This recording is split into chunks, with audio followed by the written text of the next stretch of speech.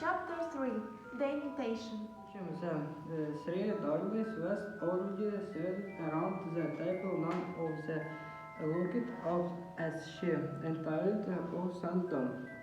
Uncle Vernon's large red face was hidden behind the morning-very nail, and Aunt Petunia was cutting a grapefruit into gardens. Her lips pursed over her whole like teeth. Dudley looked flowers and sultan, and somehow seemed to be taking up even more space than usual. This was saddening sometimes, as he always took up an entire side of the square table by himself.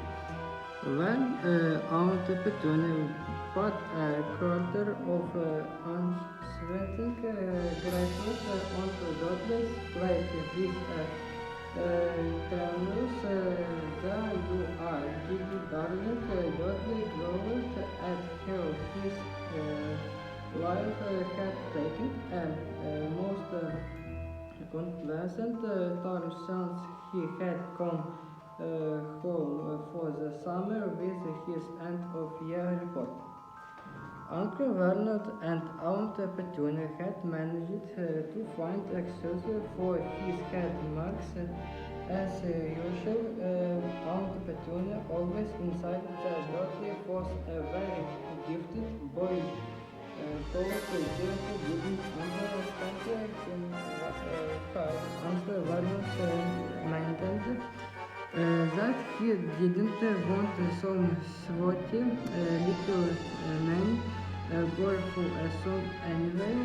They also stated of the accusations of Dudley in the report.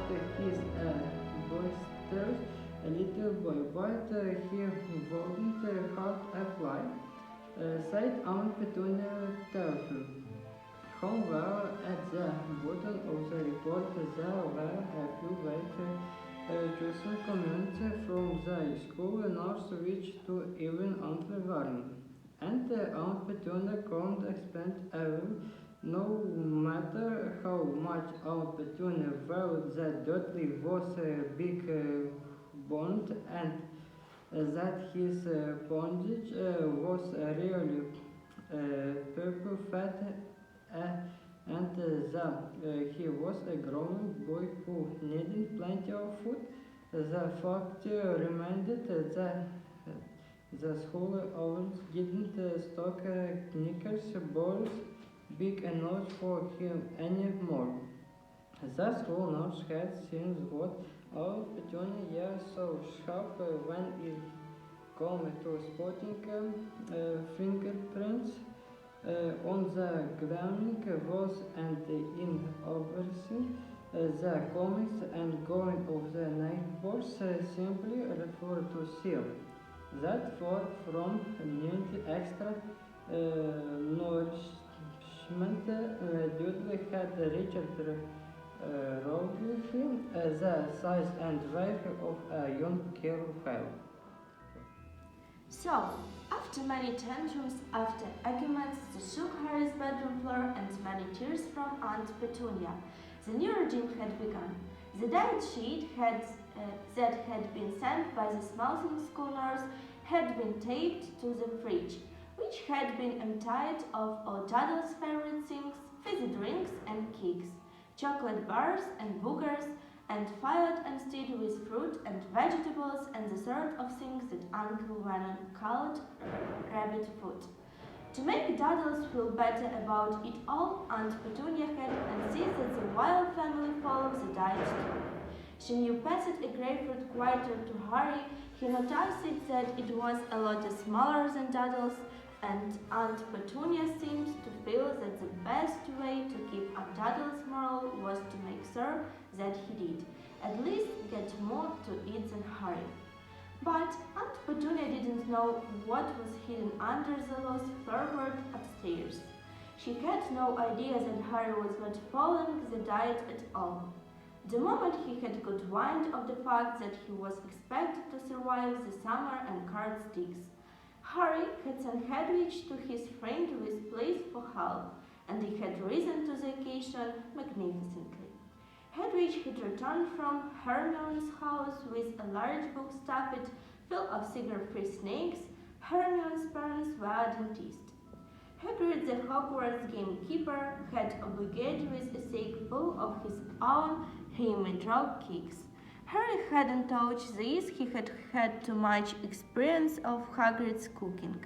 Mrs. Weasley, however, had sent the family a roll with an enormous fruitcake and assorted pastries. Poor Errol, who was elderly and feeble, had needed a few 5 days to recover from the journey. And then, on Harry's birthday, which Dursley had completely ignored, he had received 4 superb birthday cakes, one each from Ron, Hermione, Hagrid, and Sirius. Harry still had 2 of them left, and so looking forward to a real breakfast, when he got back upstairs, he started eating his grapefruit without complaint. Uncle Vernon laid aside his paper with a deep sniff of disapproval and looked down at his own grapefruit water. "Is this it?" he said grumpily to Aunt Petunia. Aunt Petunia gave him a severe look and then nodded pointedly at Dudley, who had already finished his own grapefruit water and was eyeing Harry's with a very sore look in his piggy little eyes.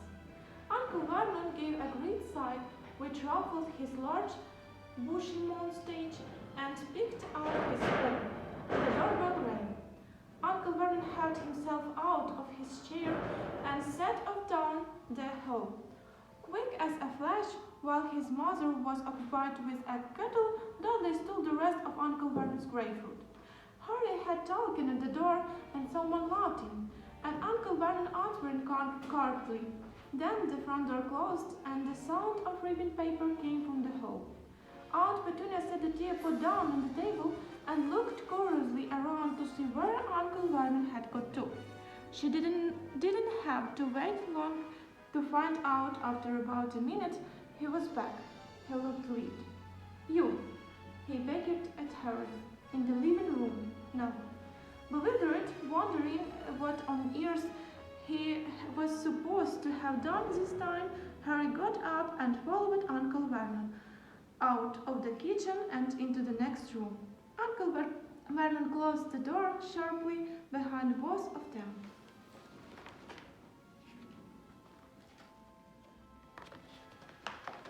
So, he sat marching over to the fireplace and turning to face Harry as thought he was about to pronounce him under arrest. So, Harry would have little loved to have said, "So what?" But he didn't feel that Uncle Vernon's temper should be tested this early in the morning, especially when it was already under severe strain from leg to foot. He therefore settled for looking politely puzzled. "This just arrived," sighed Uncle Vernon. He brandished a piece of purple writing paper at Harry. "A letter about you." Harry's confusion increased. Who would be writing to Uncle Vernon about him? Who did he know who sent letter by the postman? Uncle Vernon glowered at Harry, then looked down at the letter and began to read aloud. "Dear Mr. and Mrs. Dursley, we have never been introduced, but I'm sure you have heard a great deal from Harry about my son Ron. As Harry might have told you, the final of the Quidditch World Cup takes place next Monday night, and my husband Arthur had just managed to get prime tickets through his connections at the Department of Magical Games and Sports. I do hope you will allow us to take Harry to the match, as this really is a once-in-a-lifetime opportunity. Britain hasn't hosted the Cup for 30 years and tickets are extremely hard to come by.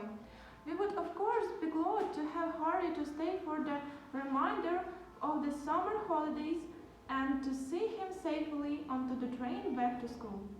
It would be best for Harry to send us your answer as quick as possible in the normal way, because because the Muggle postman has never delivered to our house, and I'm not sure he even knows where it is. Hoping to see Harry soon. Yours sincerely, Molly Weasley. Yes, I do hope we put enough stamps on. Uncle Vernon finished reading, put his hand back into his breast pocket, and dealt out something else. Look at this, he groaned. He held up the envelope in which Mrs. Weasley's letter had come, and Harry had to fly down and look.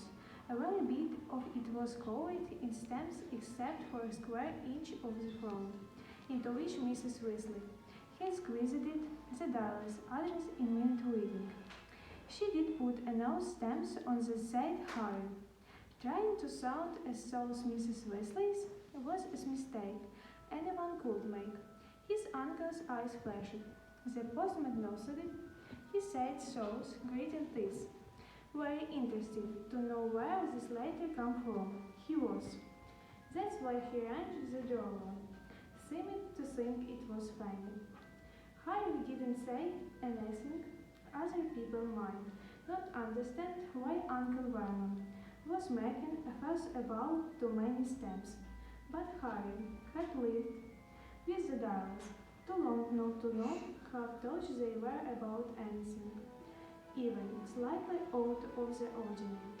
Their worst fear was that anyone would find out that they were concealed. With people like Mrs. Weasley, Uncle Vernon was still glaring at Harry, who tried to keep his expression neutral. If he didn't do or say anything stupid, he might just be in for the treat of a lifetime. He waited for Uncle Vernon to say something, but he merely continued to glare. Harry decided to break the silence. So, can I go then? He asked. A slight span crossed Uncle Vernon's ledge. For a face, the mustache bristled. Harry saw he knew what was going on behind the mustache. A course vital as two of Uncle Vernon's most fundamental instincts come into conflict.